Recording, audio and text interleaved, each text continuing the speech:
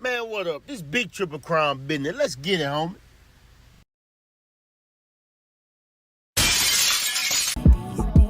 LNA.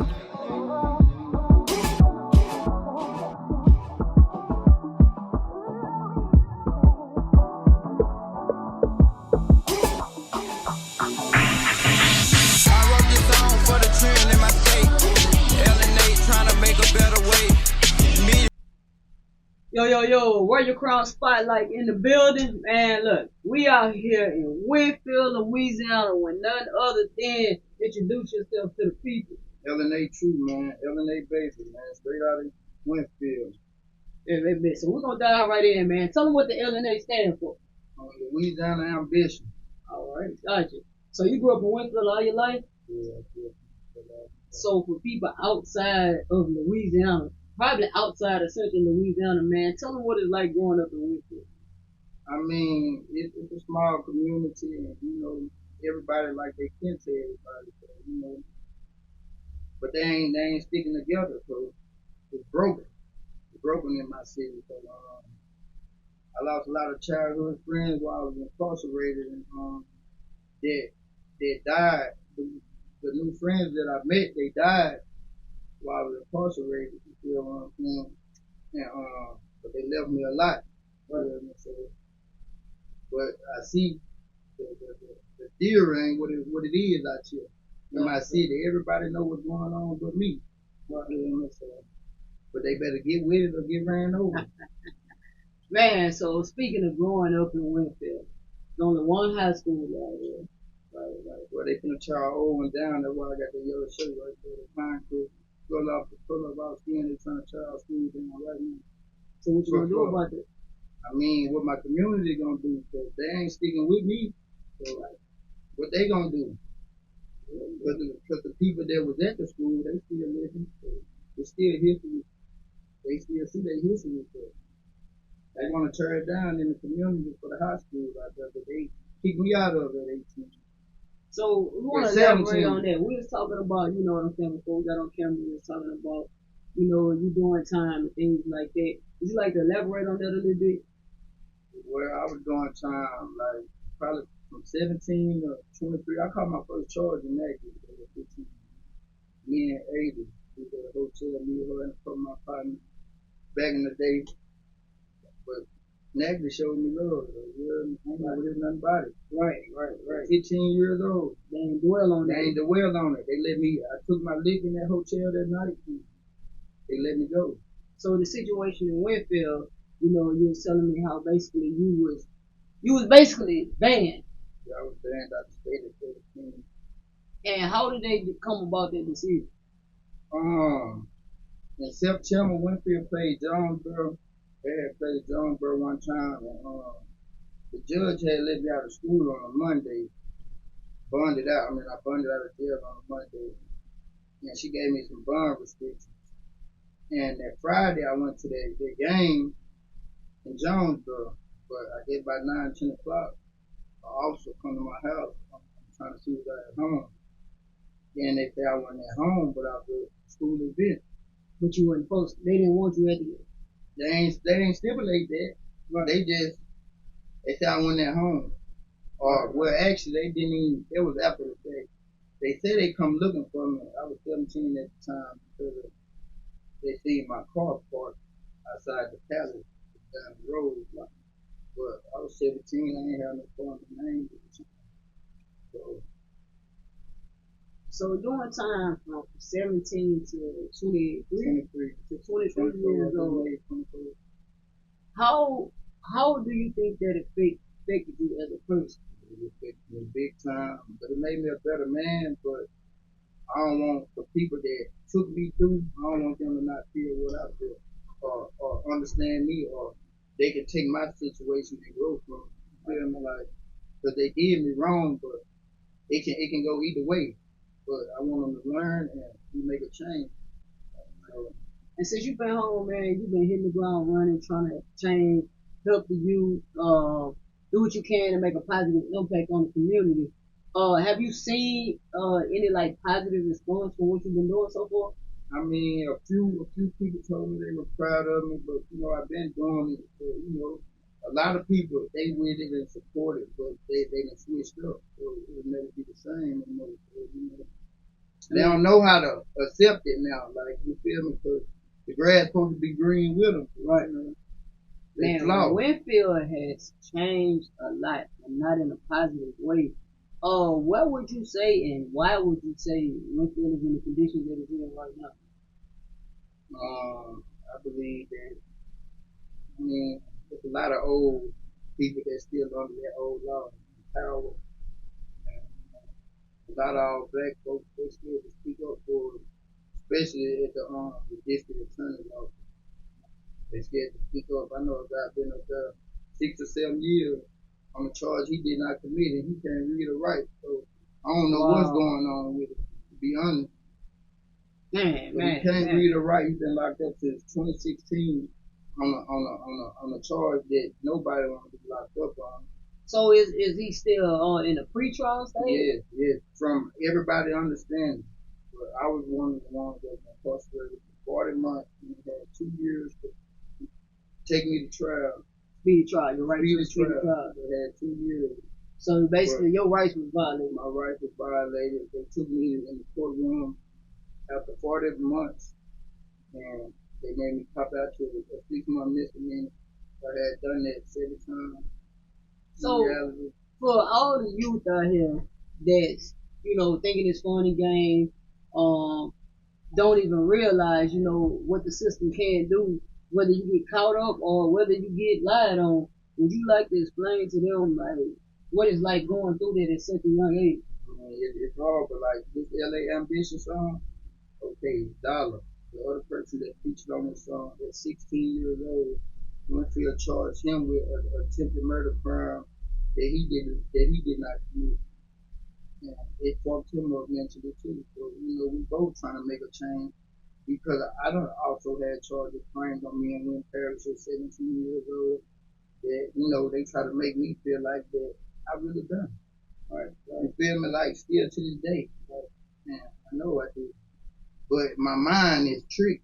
You feel me what I'm saying? Like, but I forgive them all, and I'm on to better things, and I just ask everybody, honor it and respect it, right? Because see you for who the man you are right now. For the man I am, because I'm not who y'all said I was at 17 through 23. I was kicked out of school before I had an education. Today, I talked to 2 schools today about enrolling in school. College? Yeah, college. Okay. I talked to a college today. But they really asked me about my high school diploma and my GED. I won on, but I really got all that. But I've been in and out of jail taking my GED at the college. I still. But you already completed your GED, correct? No, I haven't. I got the results really, but I've been home 10 months really, but. Due to incarceration, they never complete it. Right. They never complete it. They start. So within them 6 years of incarceration, they never. So basically, you gotta still take the test. I still gotta take the test. We're gonna make that happen, man. We're gonna make that happen. Speaking of the LA Ambition song, get ready to drop the video. School night. LA Ambition, man. Tell the people about the song. What's your plans for it? The meaning behind it. Alright, the meaning behind the song. I wrote a lot of songs. I had wrote a song for a child while I was incarcerated. And they had released me, I think, March 15th or whatever. It was March, and I had to go to another parish. But I was talking to his uncle. And his uncle was telling me, his little people had got killed. And, he fucked up behind him. So I was trying to write a song to the youth called My Little Nigga. You feel what I'm saying? My little nigga move different. You feel me? But within them 30 days, after Winnfield had special court for me, they had special court for me after they knew that my lawyer, my attorney, Derek Hickman out of Alexandria, he was not an attorney for a year. Right. But he took $5,000 from me. So you had an attorney on your case that was I had hard. two attorneys. I had A. Hayes Towns out of Baton Rouge. He told me he could give me a great deal because he was cool with these people down here. But I felt in reality he had too many cases. My case was the easiest case in the state of Louisiana, and he was gonna sell me out. So I had to get rid of. Cause I seen a white boy on the same charge I had, and that's what made me hire him. He got him a misdemeanor plea. But I had to fire him and hire another lawyer to get a misdemeanor 40 months later. So the LA Ambition song. The LA Ambition song, you know, like it's a lot of people that inspire me out the boot. Like since I was 16, 17, I've been had my own label. And what's your label? LNA Records. LNA Records clothing line, Keyshawn Designer. They just dropped last month. But LA Ambition is really, you know, I remember 12. Yeah, I believe that was 12, something like that. 12. One of them in a couple days, right? But I remember talking to Snoop. Snoop really had, me and him, we had a real one-on-one that nobody could ever understand. And I still see that. So, you know,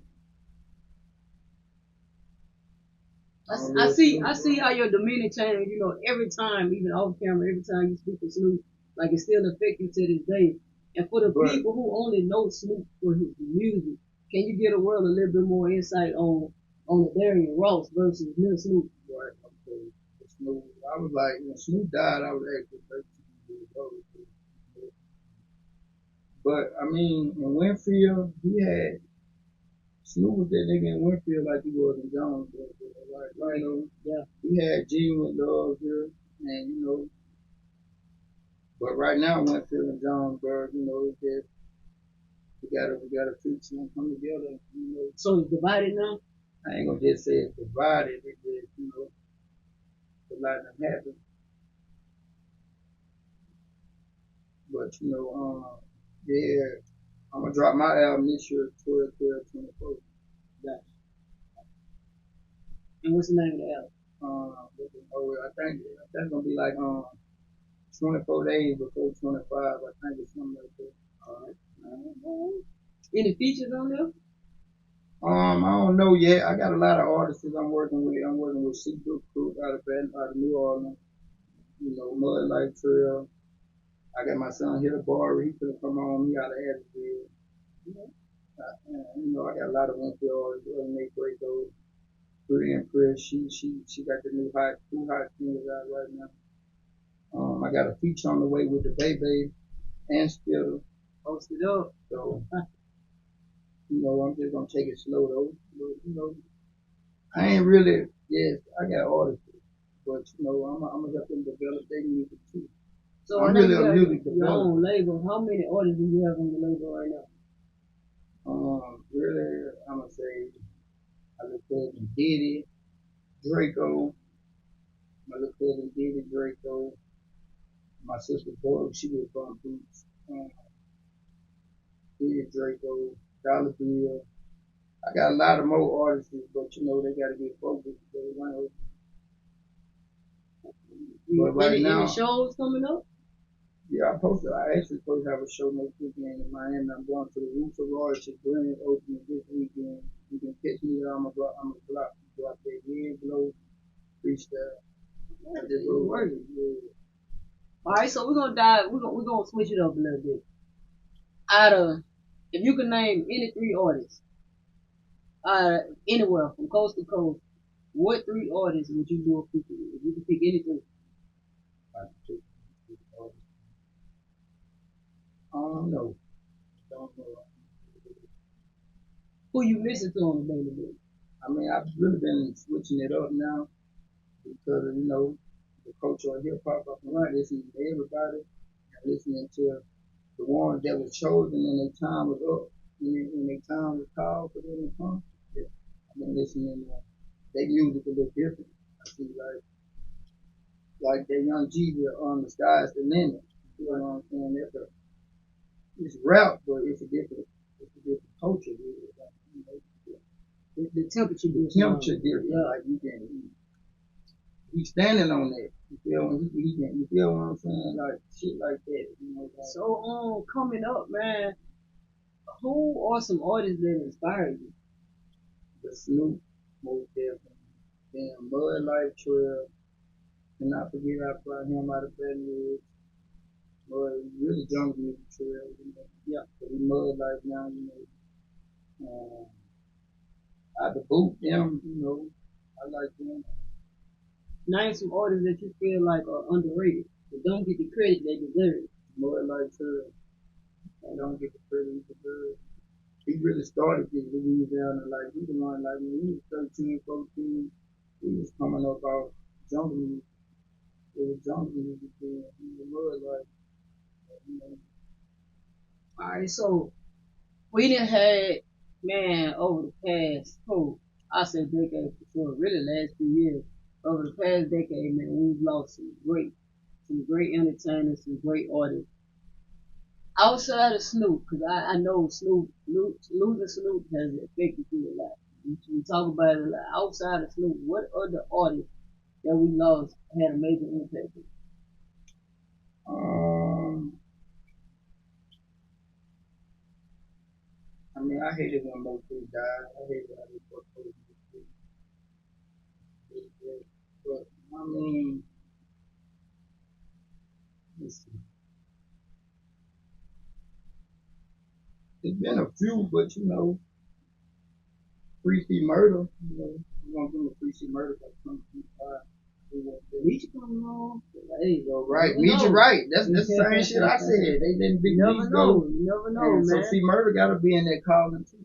You know, so free both of them boys. So how you feel about the culture of hip hop right now, all together? I mean, I kind of understand that. But I've been in it for a little minute, really, and I can hear the music and I can feel it. But I mean, the females, they doing good, you know. What female artists you listen to? I mean, pretty impressed. Pretty impressed. I like Gorilla and her little people too. You know, they be turned up. You know. There's a couple artists. I really don't know their names, but you know, Tim, I fuck with Tim, but through mine. They turn me up right there, like all the way up. Okay, all right.